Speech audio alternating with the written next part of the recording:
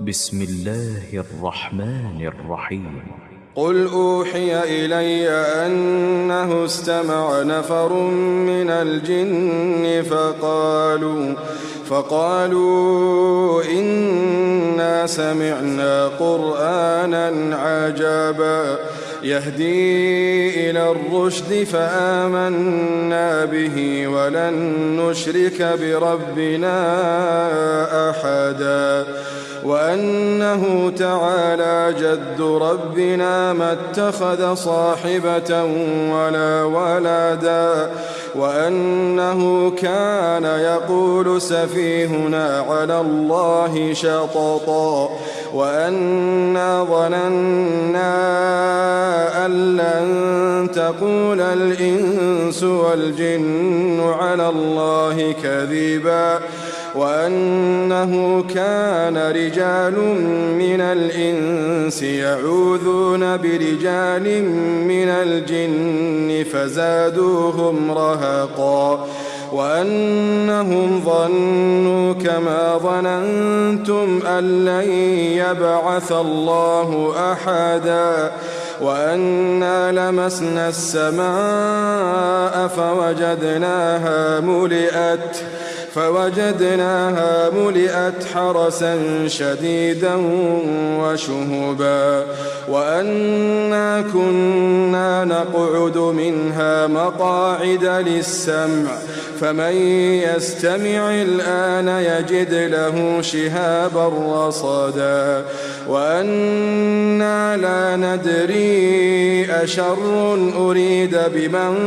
في الأرض أم أراد بهم ربهم رشدا وأنا منا الصالحون ومنا دون ذلك كنا طرائق قدادا وأنا ظننا أن لن نعجز الله في الأرض ولن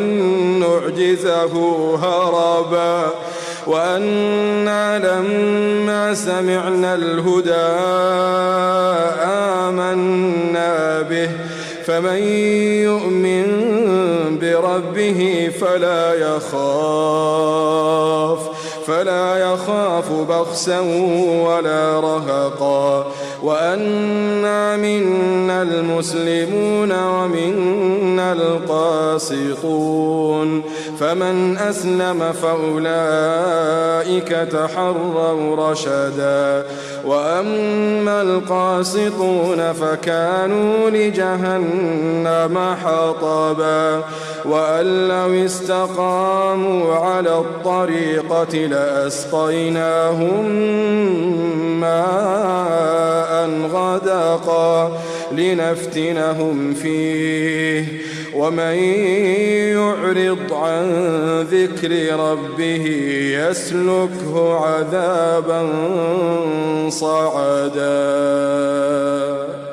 وأن المساجد لله فلا تدعوا مع الله أحدا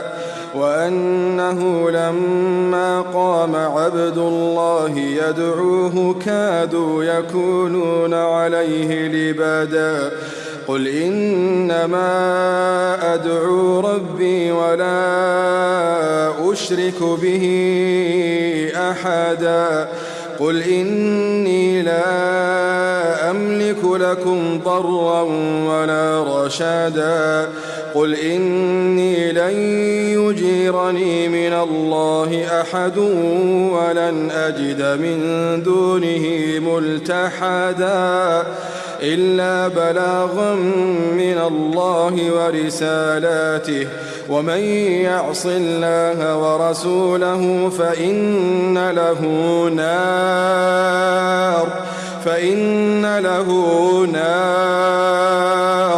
فإن له نار جهنم خالدين فيها أبدا حتى إذا رأوا ما يوعدون فسيعلمون من أضعف ناصرا وأقل عددا قل إن أدري أقريب ما توعدون أم يجعل له ربي أمدا عالم الغيب فلا يظهر على غيبه أحدا إلا من ارتضى من رسول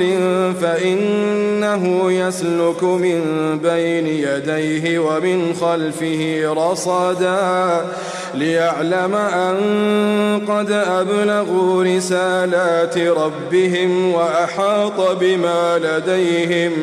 وأحاط بما لديهم وأحصى كل شيء عددا.